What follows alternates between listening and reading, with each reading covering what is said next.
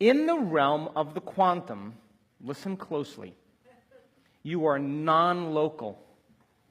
You are no longer your body in space and time. Now, this is where I want to get to. Number one belief. I'm watching you, by the way. You get to the void, and you still think you're your body. You've done all this work to get all the way over here, and now you're no longer local in space and time. You're not your body any longer. So I ask you to open up, and people are still thinking they're this in the void. You understand what I'm talking about? You have the belief, because you've been living as a body your entire life, that that's you. So now you're in the void, and all I'm asking you to do is stop being that and being all of this. That's who you really are when you're not your body. You're the all in all. So when I ask you to open up and become aware of how big it is and become the void, I want you to give up your body in local space and time and just surrender and diffuse into the sea of possibilities in that eternal blackness and become it all. Why do you think I have you sense its depth on both sides of you, behind you? Because I'm trying to get you to realize you're not that. And some of you go out and then you come back and check. I did it, now I'm going to come back to me again. Don't come back. Don't come back. I swear to you, it'll be better than you could ever imagine. Because you are not this identity. You're the consciousness immersed in the experience of having it. When you're not this, you're all of this. You're non-local. You're everybody, you're everyone, you're everything, everywhere and every time. And people who finally surrender in this work, imagine, become the entire universe. I just got a text from 3 people last night. They went for it. They didn't shrink back. They didn't come back to their identity. They didn't come back to their body. They kept going. You know what they said? I felt like I came home. I came home. The frequency, I just was the most familiar, unfamiliar feeling I've ever had. I was home. That's you. You're all of that because you came from there. And if you keep shrinking back to your body, then you got to change that belief. Are you with me still? Number 2 belief.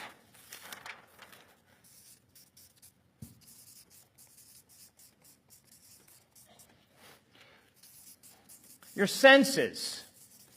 Some of you are looking for something. You're looking, you're trying to see something. There's nothing to see there. You see down here with your senses. There's nothing material to see. So the moment you start looking, you're back to your body, trying to see something, and there's nothing to see. How many people are with me? Do you ever hear me say see there? I say sense. Become aware. Pay attention to. Notice. Experience. Not with your senses, but with your awareness. Number 3 belief. I watched yesterday. God, the divine, is outside of me. It's not in me. You say it's in you, but when it comes time to unfold into it, you think it's somewhere out there. Think about this. Your body is made of material, yes? You take a cell. You look at the cell, you analyze the cell, you have chemicals, yes or no? You have chemicals, you break them down, you have molecules, yes or no? You break the molecules down, you have atoms, yes or no? You break an atom down, what do you have? Nothing. There's nothing there. You have space, nothing. It's energy. They're just vortexes of energy. They're vortexes of energy, that's all they are. So the very, very fabric of who you are is energy. So it's within you and all around you, and all you're doing is going deeper into it. And as you go deeper into it, you're moving through these layers to the very source of what's giving you life, the atom. Are you with me still? So then people are looking for it out there like it's somewhere out there. It's within you, and when I say it's within you and all around you, because there's atoms and molecules around you as well. We are immersed in it. So then the belief that has to change is that you think you have to go somewhere. You don't go anywhere. You're already there. All you have to do is connect with it. How many people understand? The moment you take your attention off your body, you have no attention on your body, then you are unfolding into the energy that's creating your body as a hologram. Are you with me still? And if you unfold deeper past that energy, there's a greater level of order, a pattern that's actually literally organizing and unraveling into matter. It's a greater level of order, and you're moving into that, yes or no? So you're moving within and all around. You're connecting, yes or no?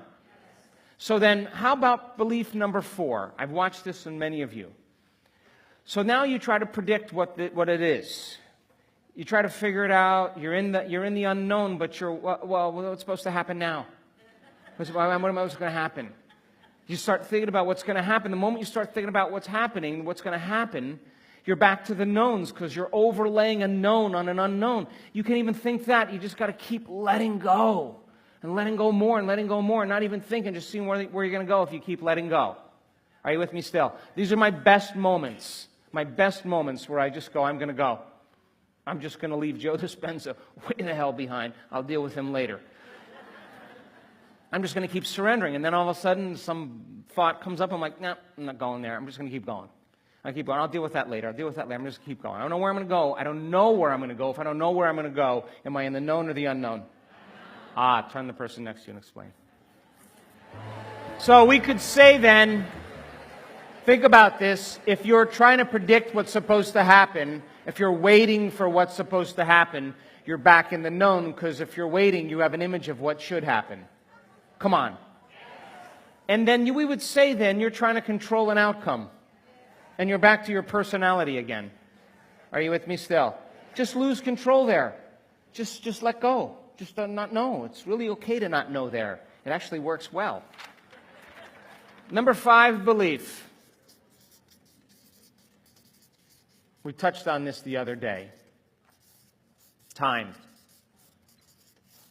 Some of you still think, okay, well, I'm done. All right. Music sounds like it's ending right about now. Okay, I'm good. So you got one foot in the quantum, one foot in the other world, and you're like, okay. So then if you're timing it, and you're thinking about time, where are you? You're no longer in the moment. You're thinking about time. You're not doing that consciously, you see? That's a subconscious belief. Because if you're trying to control and predict, naturally you're going to think about time. Because you're wondering when it's going to happen. When I forget about it, I completely give up time. I just don't even care. I set an alarm, and I'm just like, I'm going. And if you can get beyond even your thought about time and just keep going, you'll forget about time and you'll run into all times. You'll run into all spaces. And then you'll be like, I'm going to do that again. So then time becomes less important when you come back to this place. How many people understand?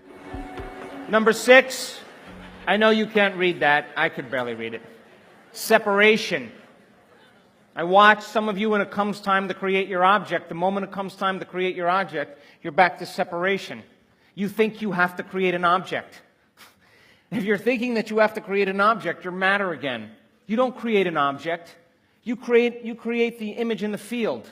That's your only job. You're to romance and dimensionalize that object. But you don't do it as separation. When you create that object and you think you're creating an object, then you think subconsciously, I'm here and that's over there. You think subconsciously that the image that you're creating of your object is separate from you.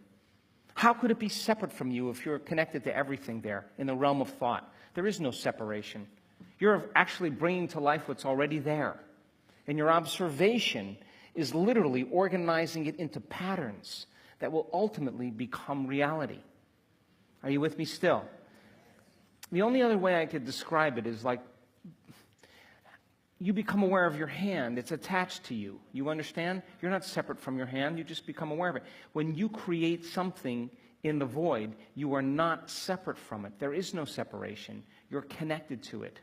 It's impossible to be separate from it unless you start thinking that it's separate from you subconsciously, and then you're creating from separation, And now you have time and space to deal with.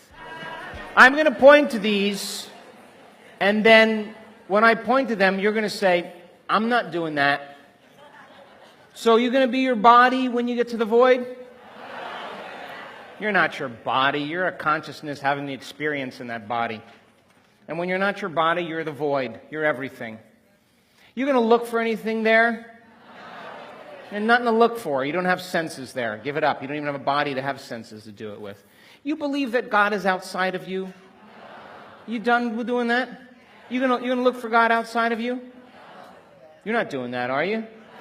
It's within you and all around you. Find it. Pay attention to it. Connect with it. Believe that that is real. Wait a second. I'm going to make that another belief. 7 is more of a sacred number anyway. Well, let's finish. You try to predict, you're back in the known. You're waiting for something to happen. You're trying to control an outcome. You're back to three-dimensional reality. Give it up. Are you going to do that? I'm not doing that. How about time?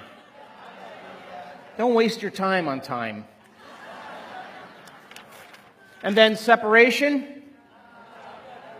You going to do that? You're not separate. You're connected. Just stay connected. What was the last one I just said? Oh my goodness, this is a big one. I thought of this morning. Number 7. Some of you think that it's not real. Some of you have a subconscious belief that there's nothing to experience there. You think that matter is real because you perceive it with your senses. That's a belief. It is real when you're here. But the field is more real than this, because without the field there wouldn't be this. So which is more real? So then if it's real, then if you understand, I'll make the connection in your brain. You make the connection it's real, then you'll know what to look for. You'll look for it a little bit more. Yes or no? Yes. And you give up on it when you believe it's not real. Yes or no? Yes. But if you knew it was real, and you knew the divine lived in you, and you knew that you need senses, you didn't need them any longer, and you could transcend time, and you can stay in the unknown and surrender, and you know you're not your body, then sooner or later you're going to run into something that's more real than this reality. Yes or no? And you're going to get a biological upgrade, and you're going to start knowing the secrets of the universe. How many people understand? All the problems and conditions in your life are fixed in patterns of information at the level of light. Are you listening to me? You didn't get it. Let's go back to, remember the old projectors? Well, some of you are probably wondering what the hell I'm talking about. But there used to be these projectors that they used to have, like even when I was a kid. And they were carousels. And then you did the thing, it fell in, it always got stuck. It was a pain in the ass, But drop in there, yes? So picture source energy as the projector. Picture the pattern that's fixed in the light as the little slide. You got that? Picture the projection on the wall as matter or reality. It's a hologram from source. You with me still? So all of these patterns are also reflected in the brain. Because you're perceiving reality. You don't see things how they are, you see things how you are. So all of those patterns are frozen in the brain, neurological patterns. Are you with me still? So then all of the problems in your life, all the challenges in your life are fixed patterns of energy frozen in the field of light. Are you with me still? Come on. So then in order for you to change them, if you don't get beyond the light, you can't take the slide out of the projector. Do you get it? You got to get beyond the light, and when you get beyond the light, now you're in the field of energy and you can change the pattern. How do you change the pattern? You change your thoughts and feelings. If you keep living by the same thoughts and feelings, you have the same patterns, yes or no? And how you think and feel is your energy. Thought, the electrical charge, feeling, the magnetic charge. Raise your energy, raise your frequency, change the pattern, you're going to change matter. Are you with me still? So the problems in your life are created from a certain level of consciousness down here, yes or no? Matter to matter. Every time you become more conscious, every time you evolve, every time you choose the field, you're moving to a greater level of consciousness, and the consciousness created the problem, yes or no? It's painful to get disentangled from all this. It's uncomfortable because most people don't believe there's anything else. If you knew it was real, then you wouldn't stop anywhere along here. You'd say, I'm going straight across and I'm getting there, no matter what's in my way. If you knew it was real, you wouldn't get disentangled in all this. You think this is real. This is not real. This is real. You get up here, you get beyond all of this, and you understand that it's real, you'll make the effort with more sincerity. How many people understand?